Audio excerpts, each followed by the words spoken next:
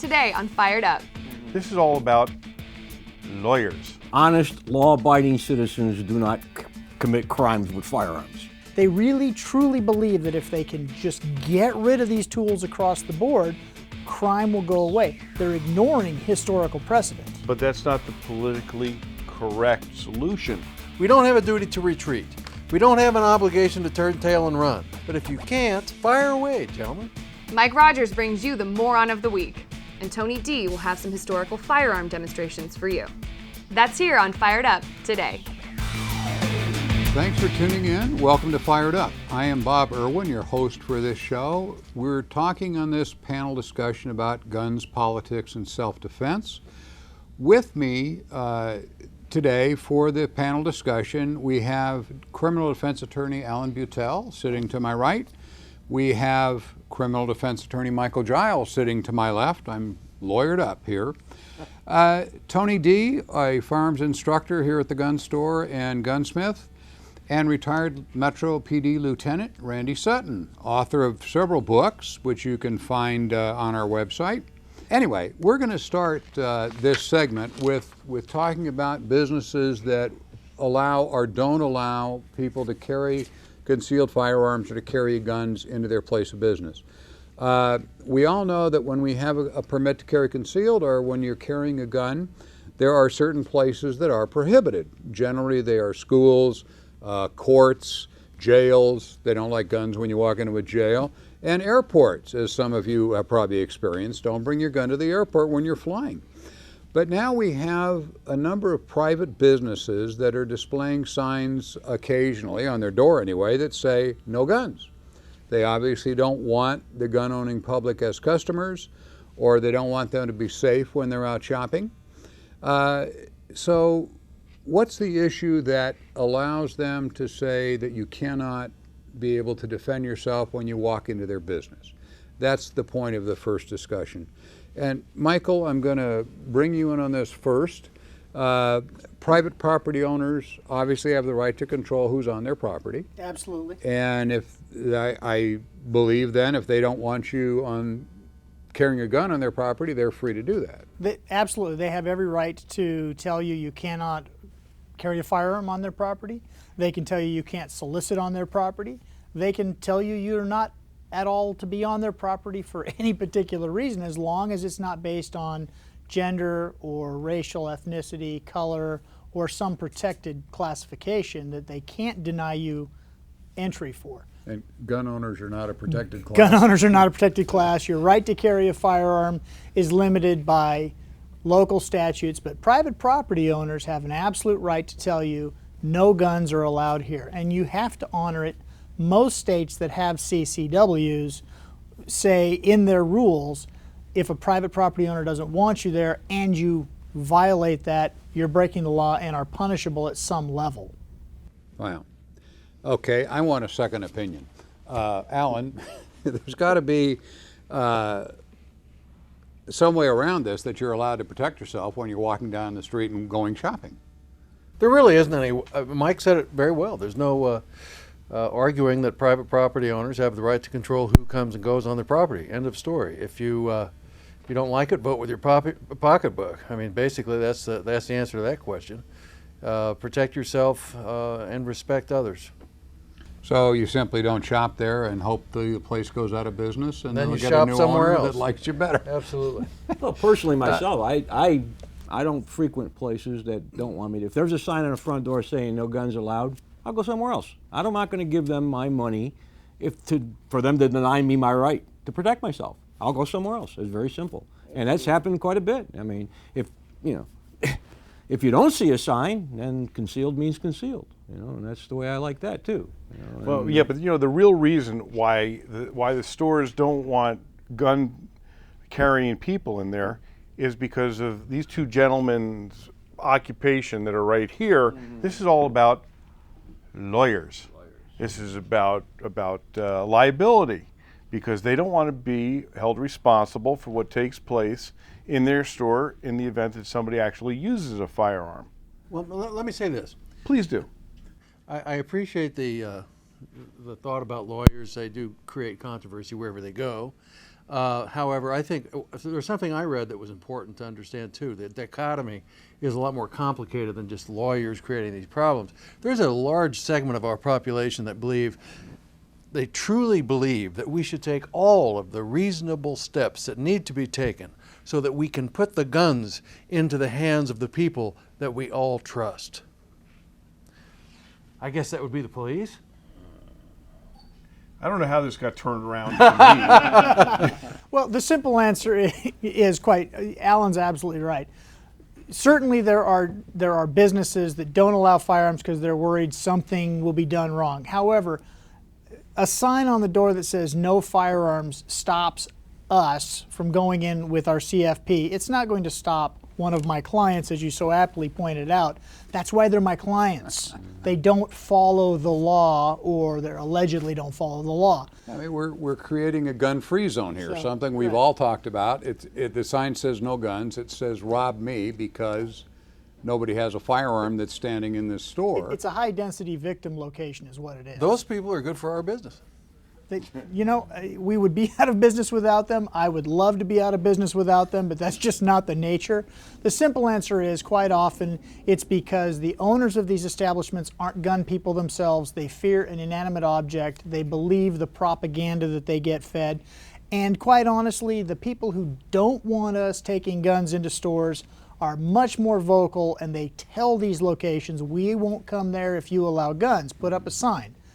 If we were to be as vocal and say, hey, I was coming to eat dinner at your establishment with my party of 54 and it would have spent about $1,000, but we saw your little sign and we chose to go down the street to your competitor, they might change their behavior rather quickly. Several businesses have I've had several of my students actually do that. If they come into a store or a restaurant and the person says, well, we don't want you to go, and they'll actually, or if it wasn't the owner or just an employee, I've had them actually write letters to the owner and saying, this is wrong, and you're losing my business. You will continue to lose my business, and I'm going to tell all my friends about your business, and maybe they'll change their minds. Yeah, I have a client who has a form letter. Every time he sees a place that has one of these signs, he goes home, puts in the name of the company, and says, I will no longer, and I will tell everybody I know to no longer purchase from your business. From the sublime to the ridiculous, when I was still an active duty police officer, I was in a casino having dinner at a nice restaurant, and on the surveillance camera somebody recognized I was a police officer, and they had two plainclothes security officers approach me during dinner on a date, asking me if I was armed, and I said, I'm a cop, of course I'm armed. They said, well, then you either have to surrender your firearm or leave. Wow. So I made at that time, I said, you know what, I will probably not be going to station casinos again. But as long as you don't mention what company it was, I'm sure we're okay with that. No, I had a very similar thing. I'm a retired police officer also, and all my range masters, we all went out to dinner, very exclusive French restaurant in New York. And it was getting a little warm. I took my jacket off, and I didn't think my gun was visible, but I got a guy about 2 tables is giving me the look, and I'm saying, geez, I locked this guy up, or where'd I meet? I got up and went to the restroom. I put my jacket on, I got up, guy followed me in the restroom. Now I'm standing there taking a whiz. He comes up behind me, taps me on the shoulder. He says, excuse me. He says, are you a cop? I said, yeah, as a matter of fact, I am. He goes, can I see some identification, please? I said, okay. I show him my ID. He says, you're carrying a gun, aren't you? I said, yes. I said, I'm on call. My department requires I carry a firearm when I'm off duty. He goes, well, I'm sitting a few tables away from you, and I noticed your gun. And it really upsets me that I have to sit here and eat my meal and look at your gun while I'm eating. I'd appreciate it very much. You would have put it out of my sight because it makes me sick to look at it. And I'm saying, what are you going to tell the guy? I'm terribly sorry I offended you. I go back, I sit there, I took the gun out and I put it underneath, I'm sitting on it, and this guy's still giving me the look. I'm saying, now what? He gets all pissed off, goes up, gets the maitre d', and walks over to our table in a very exclusive, quiet French restaurant. I said, I told that guy to put that damn gun away. Just like that. And everybody in the restaurant, gun, oh my God, where gun? So maitre d', he knew as he moved the guy to another table, but everybody in the restaurant freaked. Embarrassed? Absolutely. Now, if that guy would have known how many guns were at that table, he really would have been upset. But, the point, what if that happens to you? What if you're sitting in a restaurant, someone spots a gun on you, and they call Metro? Well, we talked about that just briefly when you first spoke, and I was going to ask Randy that question. We got about a minute left here, but what would you do when you get a call like that? Somebody's walked into a restaurant, they have a gun, and Metro shows up. What do you say to the guy? Well, first of all, the only time Metro is going to show up is if there is something else other than the company rule saying you can't carry a gun in here. There's something threatening, or there's they're responding to something for a reason. Although, when somebody mentions the word gun, we are all this heightened awareness now that probably the police are going to come no matter what, even if it is just a store's or a private business's regulation, just to make sure that there's no other laws being broken. So there's really no set policy? Well, I think the simple answer is if the store comes up and says, sir, we have a no gun policy, would you leave? And you ignore them, or I have a right, That's different. they're going to call the police. Yeah, Unless somebody screams gun, goes running out the front, like the building's on fire, then you're going to get a full response, correct? So the solution is, if you're going to a place that says no guns on the door, you need to shop someplace else and send them a letter and get them to change the policy. And as Tony said, tell all your friends, these people hate guns and I ain't going to shop there. We're going to be back right after these few messages. Don't go away.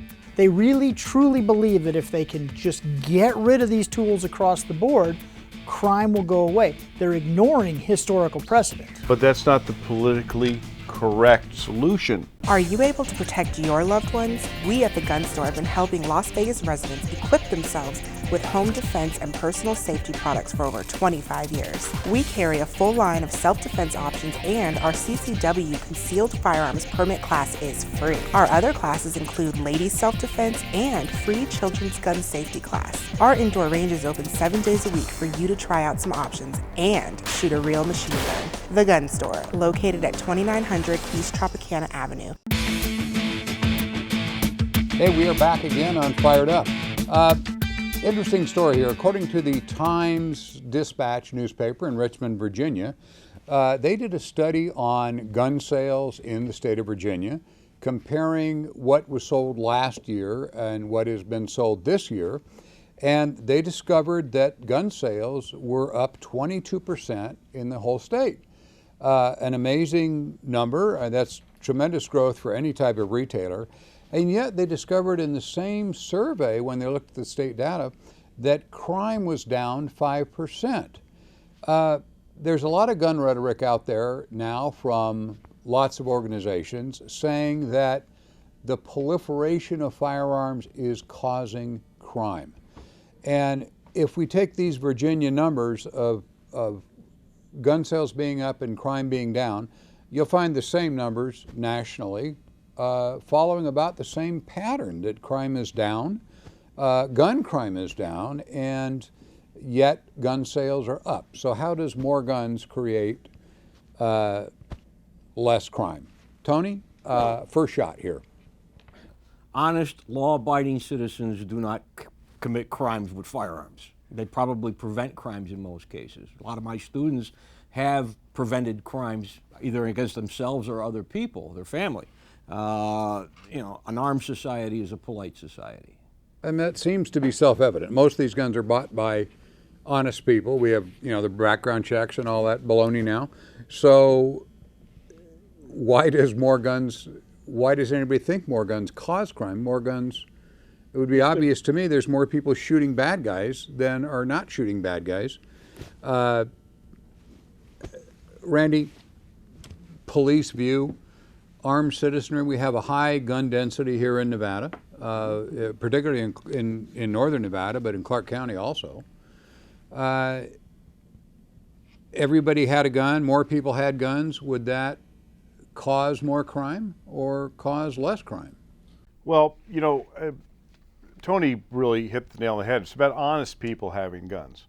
There's this hysterical reaction because of these mass murders that have taken place in our country, and there's a hysterical reaction from politicians and from activists who get a lot of ink and a lot of press time. In reality, the honest citizens aren't committing the crimes. They are protecting themselves and protecting their families. So that's why the correlations here are very clear. armed citizens that can fend for themselves and can protect themselves don't have to wait for the police. Because in the event of a critical incident, when you are having to defend yourself in that instant that a violent crime can take place, you don't have time to wait for the police. There's going to be a reaction time. Somebody got to get on the phone to 911. The police got to get dispatched. They might be coming from who knows where, and especially with the lowering numbers of police officers around the country, sometimes the wait for getting an officer there might be an hour. Well, if you can't defend yourself, and you've got maybe 30 seconds when the guy kicks your door in with a knife, then the eventuality is clear. Yeah, I would think that every time a citizen is a victim of that and shoots a bad guy, that adds to the mayor's illegal guns thing. They say, aha, another gun death. What they're not saying is it actually reduced crime, because we got one dead criminal, and he's going to commit, we know, 20, 30 crimes before he goes to prison. So we just stopped 30 crimes right there. I know you're the data guy, Michael. So here we go with John Lott's numbers, but I know that's coming, and it's right on point. And I love John Lott's research because not only is it comprehensive, it is the most long-standing research out there. He began as an economist at the University of Chicago, and his principal question was, as an economist, not as a gun guy, if the benefit to society of guns financially outweighs the detriment of guns, then guns are good, not bad. What he found was that for every criminal act with a firearm or criminal act at all, there tended to be somewhere between 4 and 10 defensive uses of firearms, to the point where there's about 2 million times a year a firearm is used in defense. The reason that it doesn't get a lot of press, as you know, is half the time no one finds out about it. Guy walks up and says, "Give me your wallet." You say it's attached to my gun. You point the firearm at him and he runs away. Your heart rate goes back down. You put the firearm away and you go home. If you shoot him, that might make the media, but realistically, the reason that crime is down while gun sales are up, as John Lott's work says, more guns, less crime, is the bad guys are not getting away with it, and they're much more cautious about who they go after. And that's why crime rates, violent crime rates in Virginia are falling. Alan, what do you think? Criminals are cowards and opportunists, and if we have more of our citizens carrying and react in the way Michael just described, it reduces the number of victims that we have. That's why the numbers are as they are. Yeah, I can see that. Numbers show the good guys use their tools to protect themselves. Other than in Chicago, I mean, we have a reverse here, folks, in particular areas in major cities where all of these shootings are taking place, 500 murders in Chicago, whatever it is this week, or in Newark or so forth. But the correlating point there is legal gun density is almost zero, is it not? Yeah, Chicago is one of the most strictest cities in the entire country. So Illinois. if you're a bad guy, the good guys don't shoot you.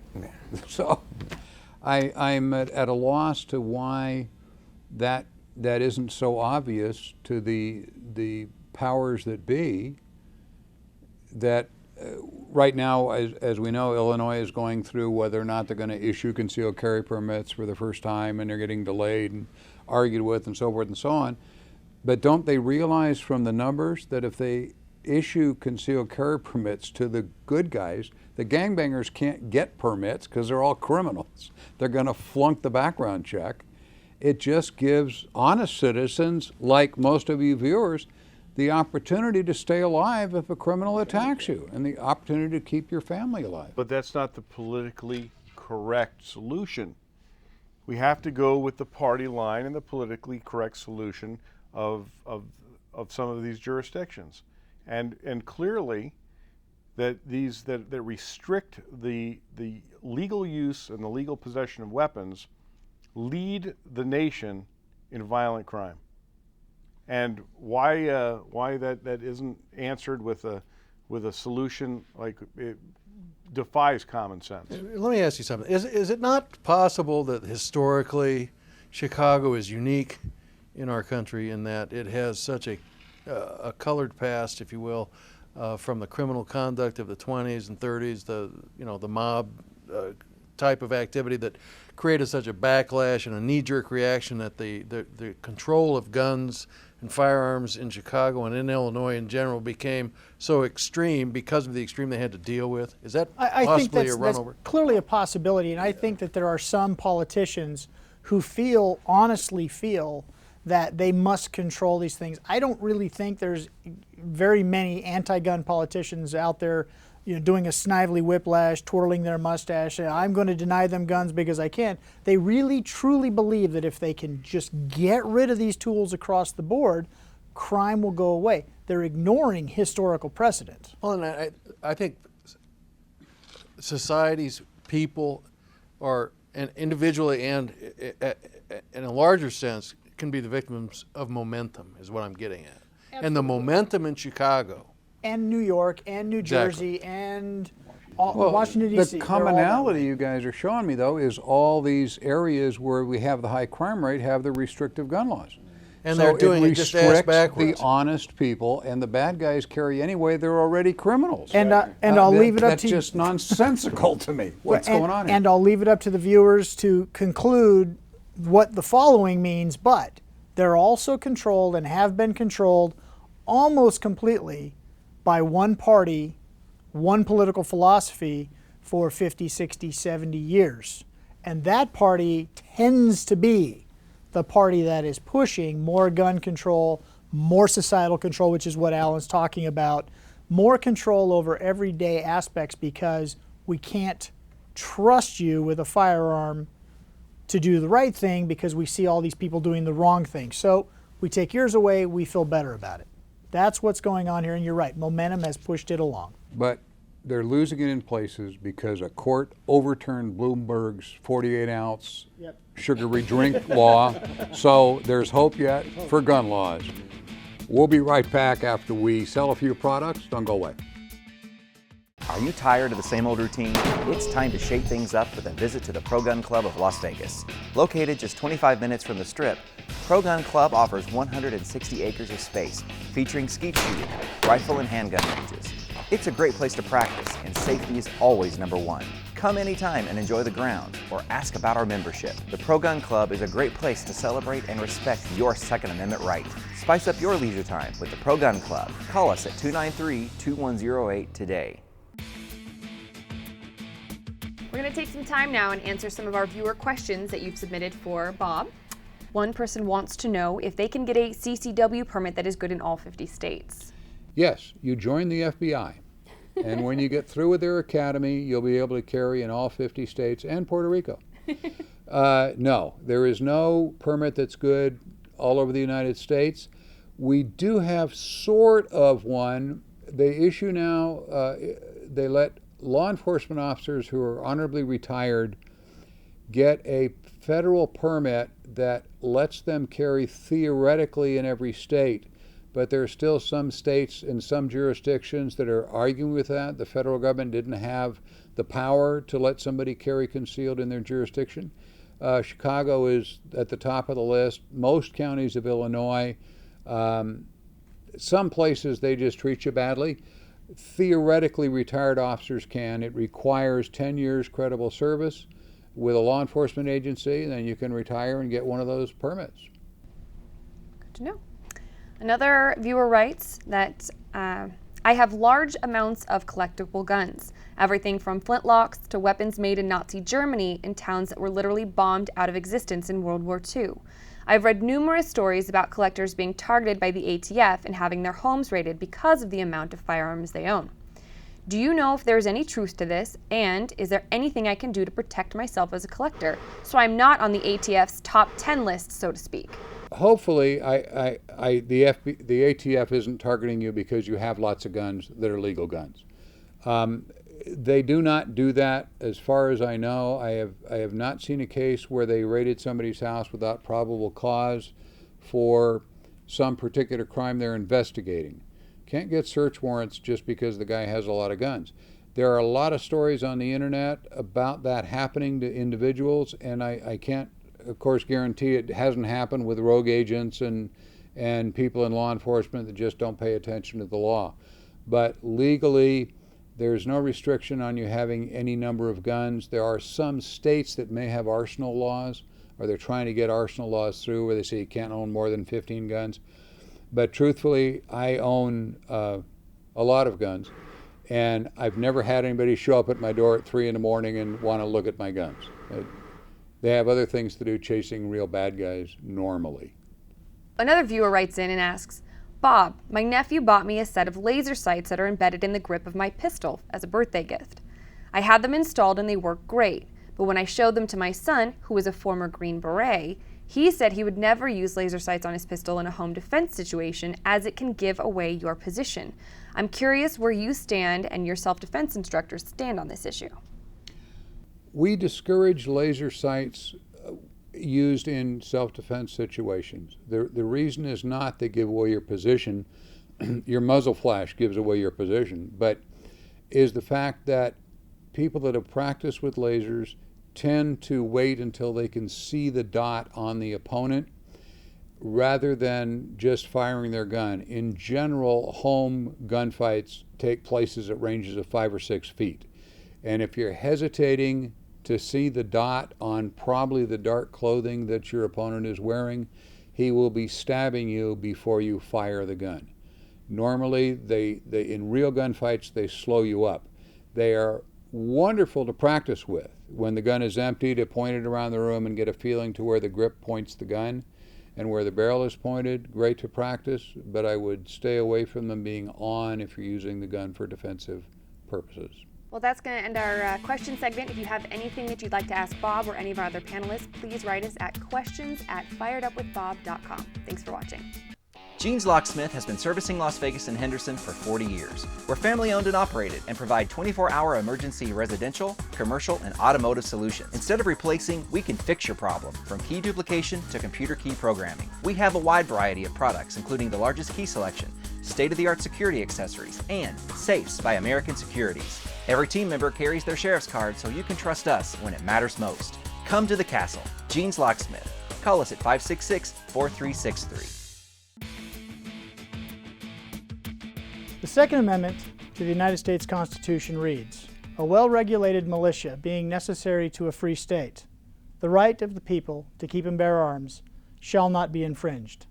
Possibly the most hotly debated 27 words ever written. The Supreme Court and other courts have interpreted the Second Amendment many times over its history. The real question has always been, does the Second Amendment prevent the federal or state government from infringing upon your rights? And is it a collective or an individual right? In 1875, in Cruikshank, the United States Supreme Court clarified one small portion in that it said only the federal government could not draft laws related to the Second Amendment, allowing states to draft laws. Therefore, it appeared that it was not incorporated to the states through the 14th Amendment. It wasn't until 1939 that the first of 3 major cases was decided by the United States Supreme Court. Again, not very helpful. The Miller decision merely said that firearms of common military utility were the firearms considered by the Second Amendment. In 2008, the United States Supreme Court, in the case of Washington, D.C., the District of Columbia versus Heller, held that it was, in fact, an individual right, and it was so we as citizens could defend ourselves. Unfortunately, because the District of Columbia is a federal enclave, it still only applied the Second Amendment to federal law. Finally, in 2010, in Chicago v. McDonald, the Supreme Court held that it was not only an individual right, it was a right that was incorporated through the 14th Amendment to the states, and state laws could no longer infringe on a Second Amendment right to self-defense. Unfortunately, that's where it ended, not whether or not the self-defense was out in public or in your home. There have been several cases subsequently, and there is currently a debate going on in the various appellate courts as to whether or not the right to self-defense extends beyond your home. We currently have a circuit split, which means it's almost a certainty that the Supreme Court is again going to consider Second Amendment issues and decide how and when you can carry a firearm to defend yourself. Are you tired of the same old routine? It's time to shake things up with a visit to the Pro Gun Club of Las Vegas. Located just 25 minutes from the Strip, Pro Gun Club offers 160 acres of space, featuring skeet shooting, rifle and handgun ranges. It's a great place to practice, and safety is always number one. Come anytime and enjoy the grounds, or ask about our membership. The Pro Gun Club is a great place to celebrate and respect your Second Amendment right. Spice up your leisure time with the Pro Gun Club. Call us at 293-2108 today.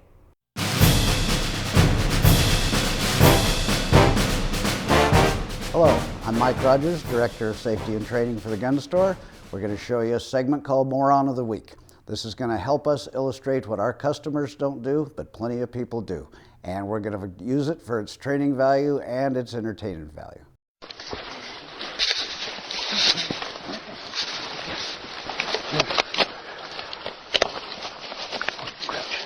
Here we go.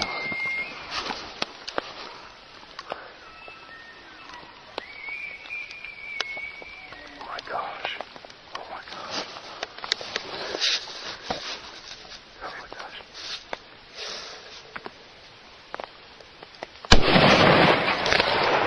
Oh God, okay. What the? Oh my God. What the? You okay? Yeah. Did you get one? No, I didn't get it. No.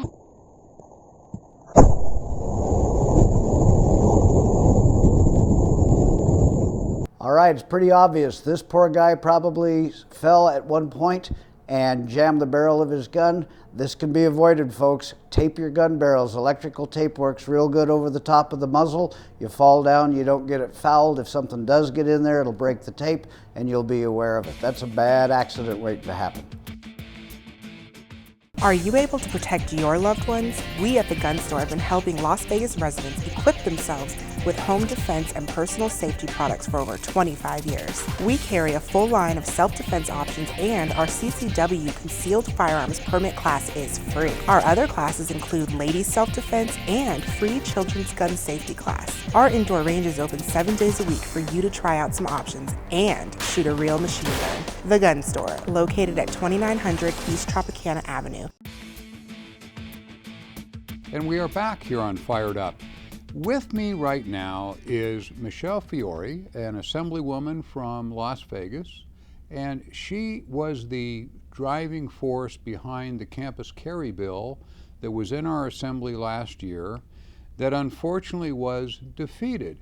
As some listeners may not know, some viewers may not know, you're not allowed to carry your firearm, your concealed firearm that is legal. You're not allowed to carry it on campuses of the higher education system in Nevada because a few bureaucrats think that you're better off, I guess, being an unarmed victim. But Michelle was trying to change that. And Michelle, I want you to just tell everybody kind of what happened, and we'll talk about that bill a little bit. Okay. So AB, first of all, Bob, thank you so much for having me on your show. This is a really nice pleasure.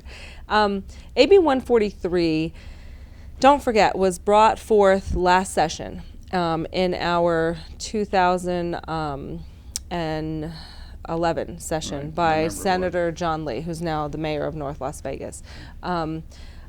And with AB 143, it basically allows concealed weapons permit carriers to carry their firearm on campus.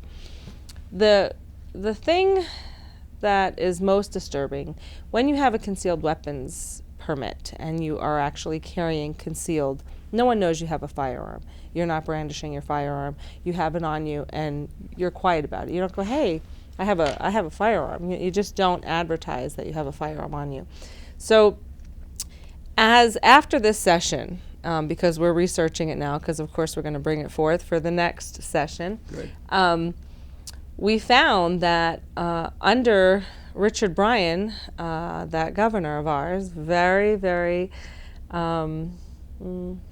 against guns, I'll just say, implemented a lot of laws and enacted those laws January of 1989. That is when our concealed weapons permit was written in the NAC, which are our Nevada administration codes, on our school property. So our gun rights have been dwindling away under the governorship of Bryan. Well, what I don't understand, Michelle, is we have people here who have all had background checks, they've been fingerprinted, they've been trained, they've gone through all sorts of state testing to make sure they can shoot straight and they're level-headed and all this sort of thing. Why do people in the assembly that are voting on this have a problem with honest citizens carrying guns to protect themselves? It makes no sense to me that the Second Amendment stops at the edge of UNLV's campus, for instance. I question that myself a lot, and what I see is there's a hidden agenda, a gun control hidden agenda. The one main area that makes no sense to me, and no matter how many times you ask the question, you communicate, you negotiate with your fellow peers about firearms, is they do not have an answer with law-abiding citizens, as you and I are. We abide the law, so we carry our concealed weapons permit, we carry our registration for the weapons that we carry. When you have a bad guy, someone that's not going to abide the law, that person's going to bring a gun to campus, as they did at UNR to Amanda Collins. And remember, Amanda Collins was there with Senator Lee, and she was there with me fighting for this bill. Right. Amanda Collins was a concealed weapons permit carrier. She had her concealed weapons permit. She was denied by UNR the privilege of carrying it. She was raped at gunpoint. And understand, while she was raped next to a campus police car and saw the campus police door like 50 feet away from her as she's being raped on the concrete with a gun to her head, she was denied the right to protect herself. However you slice it or dice it, when a college campus denies me the right to protect myself, they should be responsible for cases like that. They are. In my mind, they have a duty then to protect you. Mm-hmm. Like when I was in police work, if we took somebody prisoner and locked him in handcuffs, we're responsible for his well-being because he can no longer defend himself. We can get sued if he gets hurt. Mm-hmm. And the same thing should apply. I know I talked to the police chief at UNLV several times, and talking to Enrique is like talking to a brick. He just says, no, my officers will protect everyone on campus. And when I discussed it with him, and an attorney discussed it with him, he said at any given time they have at least 3 officers on UNLV's campus. That's 51 acres they're covering. Right. And you can't possibly get a police response to help anybody from a rape, robbery, or anything else. And yet he says, being an ex-New York cop, that civilians shouldn't be having guns on college campuses because it destroys the educational environment if there are guns there. Yeah. So meanwhile, people get robbed and raped. Exactly, and beat up, and yes. That kind of destroys the educational environment even more, I would think. Well, it's scary to me that people such as the officer that you mentioned feels in his mind he has the authority to take my rights away. And the really sad part with the state of Nevada Constitution is our Second Amendment in the state of Nevada is stronger than the U.S. Second Amendment Constitution. Yes. So our state constitution says we can carry. Now, UNR, UNLV is also, understand, they get a lot of taxpayer dollars on those campuses. So all of a sudden, a lot.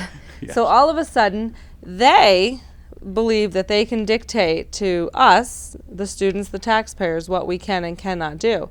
Personally, as a female, if my life is in question, I don't think I would allow any authority to dictate to me whether I have the right to protect myself or not. If the case comes up and I have to protect myself on a college campus and wind up defending myself with a firearm, I think that I might be okay with taking that, let's say, in front of the DA Wolfson. And because Wolfson has stated before, if your life is in danger and you fire in your self-protection, he would not prosecute. So let's hope that it doesn't come to that. However, he would not prosecute, but the law shouldn't be there anyway. That I says concur. You cannot I carry concur.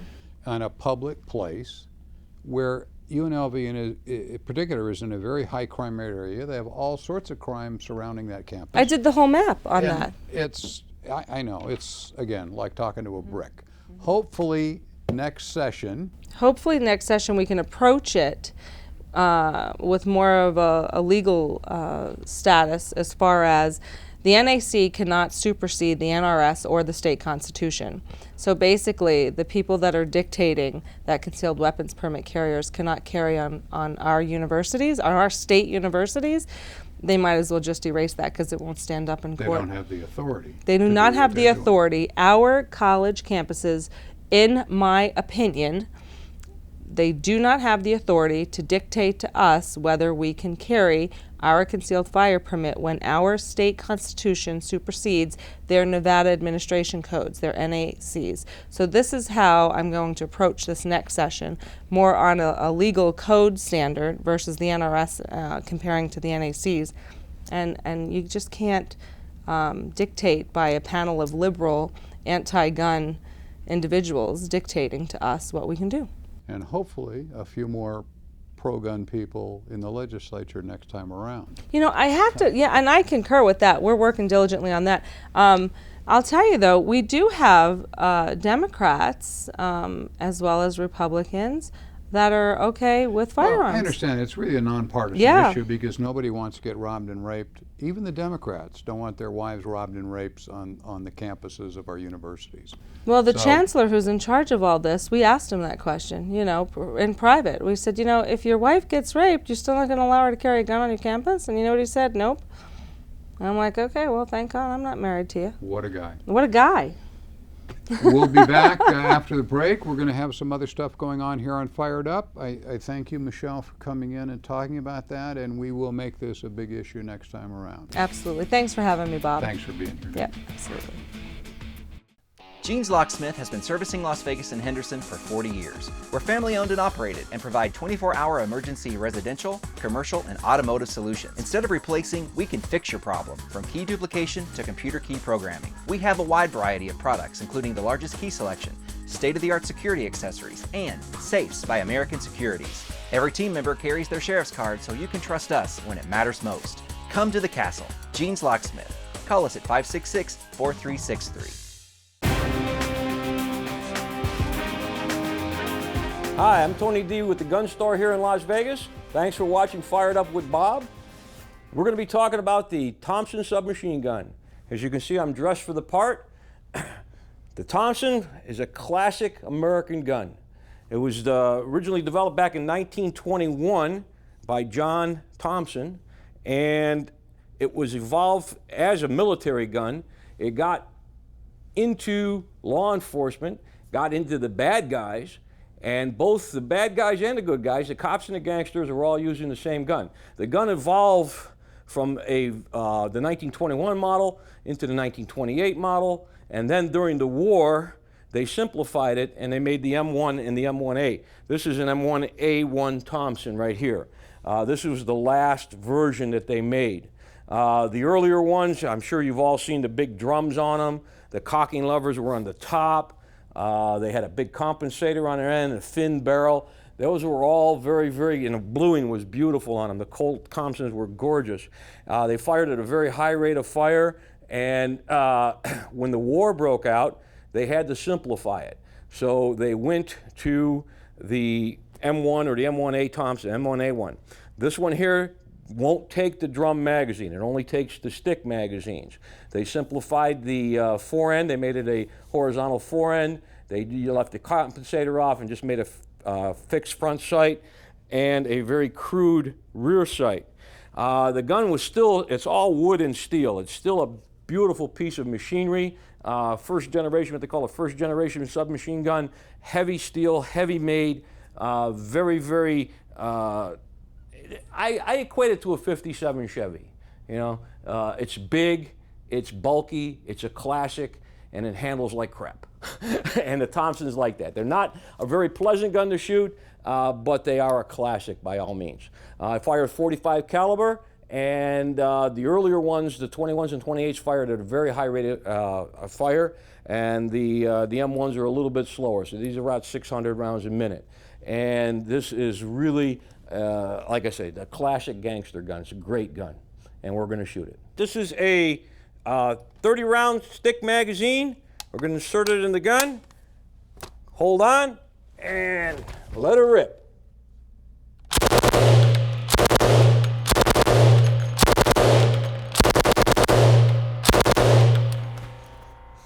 On the Thompson, it stays back on the last shot. So all you have to do is reinsert another magazine. You don't have to bother recocking it, and carry on. So it's a very, very nice gun. Are you able to protect your loved ones? We at the Gun Store have been helping Las Vegas residents equip themselves with home defense and personal safety products for over 25 years. We carry a full line of self-defense options, and our CCW concealed firearms permit class is free. Our other classes include ladies self-defense and free children's gun safety class. Our indoor range is open 7 days a week for you to try out some options and shoot a real machine gun. The Gun Store, located at 2900 East Tropicana Avenue. And we are back here on Fired Up. We have discussions from time to time on this show, as viewers know, where we talk about appropriate use of force, when force is appropriate to defend yourself, when it is not usable to defend yourself, and the long gray area we've got on the in-between things. The anti-gun group that is floating around the United States, it seems, are a little out of touch. A week ago on Chris Matthews' show on television, the executive director of Mayors Against Guns, or rather Mayors Against Illegal Guns, his name is Mark Glaze. Yeah. Mark Glaze, who's against guns, being interviewed by Chris Matthews, actually said, if someone attacks you with an axe handle, that should not evoke a response of gunfire. That you have to fight him, you run away, you try to de-escalate the effort. For those of you who don't know what an axe handle looks like, it's a complexly shaped version of a baseball bat or a 2x4. First, I'm going to go to you again first, Tony, because you instruct self-defense. Do you agree with Mark Glaze that a baseball bat is something you should just fight with the guy? If you can say to yourself, if this guy uses this weapon against me, oh my God, I'm going to die, you're probably justified in shooting him. And I think an axe handle at the close distance, obviously if you can get away from the situation and de-escalate, fine. But if you, oh my God, I'm going to die. And, you know, I think at that point you would be justified. Counselor? Well, you know, even on the show, Chris Matthews agreed with the gun side that maybe a gun would be a good idea against a baseball bat, an axe handle, a 2x4, whatever. Alan, given the now we've got disparity of force, of course, and they're a big guy, small guy, but assuming the guy is roughly the same size, would you believe that you might fight with the attacker with your fists instead of pulling your gun? Oh, here comes the. I would use my verbal skills to de-escalate the situation, of course. But if I wasn't confident in doing that and the axe handle was coming, knowing I have no duty to retreat, I would allow myself the privilege of pulling out my firearm and diminishing the threat. That's what I would do. We don't have a duty to retreat. We don't have an obligation to turn tail and run. And now if you can do that, by all means, do it. But if you can't, then you don't have to, you don't have the opportunity, then fire away, gentlemen. Randy, in this is, I know this is a silly question, but in training, I've taught a number of police academies, as have a couple other people on this panel. a police officer comes upon an aggressive suspect with an axe handle, that's normally handled hand to hand? Well, luckily now we have other technologies at our disposal, and it all depends on how imminent the threat is. If there is enough distance between the officer and the man armed with an axe handle, then you might be able to use your taser or your pepper spray. But if the threat is imminent, there's this phrase that most people can't picture, but they've heard many times, and the phrase is blunt force trauma. And anyone that has ever seen someone who is the recipient of blunt force trauma, whether it's in a car accident or being beaten with a baseball bat or a similar object to an axe handle, can see how incredibly violent and how painful that situation can be. Can clearly lead to death, can clearly lead to serious bodily injury, and if a police officer is threatened with imminent bodily injury or death from someone in very close proximity, then of course the firearm is the appropriate use of force. Yeah, I would think. I mean, you picture somebody that's an adult male charging you with an axe handle. You've got half a second, 2 seconds to respond, or you're going to be dead. I mean, that's just... It's very similar to defense against a knife, and the rule is 21 feet. If someone is 21 feet or closer, he can kill you before you can even get your gun out of the holster and fire. And that's if you're a skilled and trained individual. Exactly. If you're caught unawares, it's 40 or 50 feet maybe, depending on your skills. Concealed, you got to get the gun up, out. It's... I think, Bob, the real answer here is there's no legal difference between your 2x4, a baseball bat, an axe handle. I've actually represented individuals who have allegedly attacked somebody or been in a fight with all of those, along with tire tools and pipes. And it's amazing that they're always charged with battery with use of a deadly weapon. Now, if the state has a charge that says that baseball bat or 2x4 was a deadly weapon because, as Randy properly said, it can cause death, you get struck in the head. Most people watch TV and they don't realize that, because we see it all the time, right? Somebody walks up and smacks the guy across the head and he passes out for a few minutes. Well, a strike on the head that is heavy enough to cause unconsciousness is by definition almost enough to kill you. And you could die from it if you get a blood clot, if you have some other medical issue.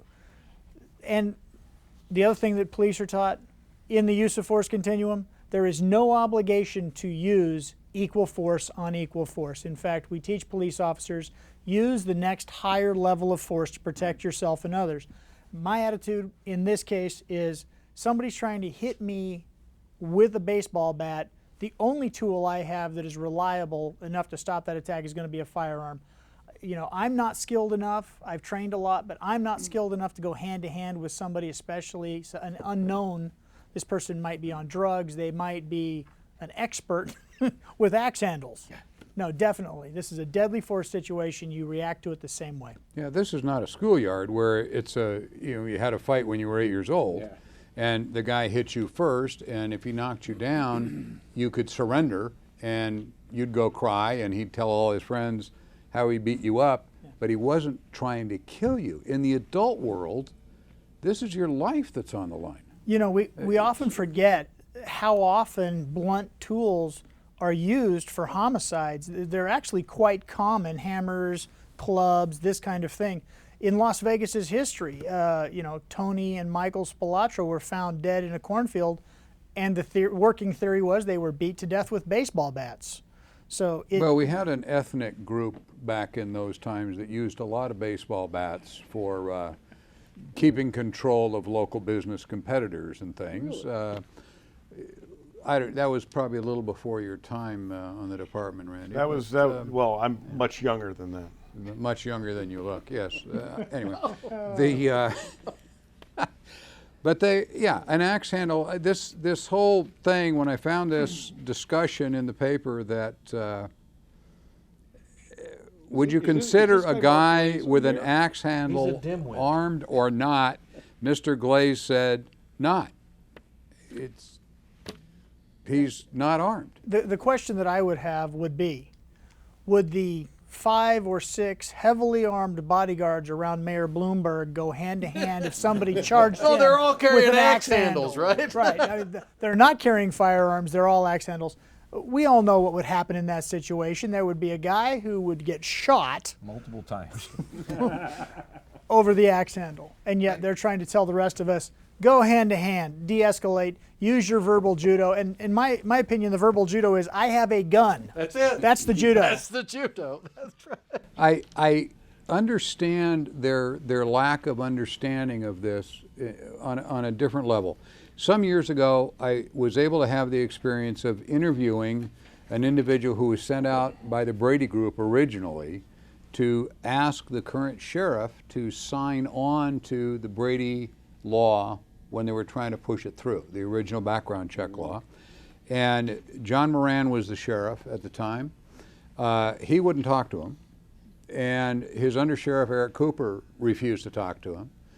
And Eric Cooper called me, I'm not with the police department, and asked if I would go talk to him or give him somebody to interview. And I said, sure. And we met at a restaurant, and a very, very articulate young gentleman. And I mentioned in the conversation that I do not understand why the Brady gun control people did not see the self-protection that's available through firearms. They make everybody equal, as Sam Colt supposedly said. And the fella said to me something very, very clarifying. He said, I don't think Sarah, other than Sarah, anyone on our board of directors has ever been the victim of a crime. Of course they don't understand why we need guns. They're living in a different world. Other than Sarah, she was a victim of a crime. That's all we have time for this show. I thank you all for tuning in. We will be back next week at the same time. If you wish to reach anybody on our show, we have our guest attorneys listed on our website, which is Fired Up with Bob. You can find our attorneys there if you need to contact them for something. If you have a question or comment you'd like to send in that we can answer on the air for you, it goes to questions@firedupwithbob.com. And to advertise on this show, because one of our sponsors, you can contact Emily at thegunstorlasvegas.com. Thanks for watching. We'll be back next week, same time.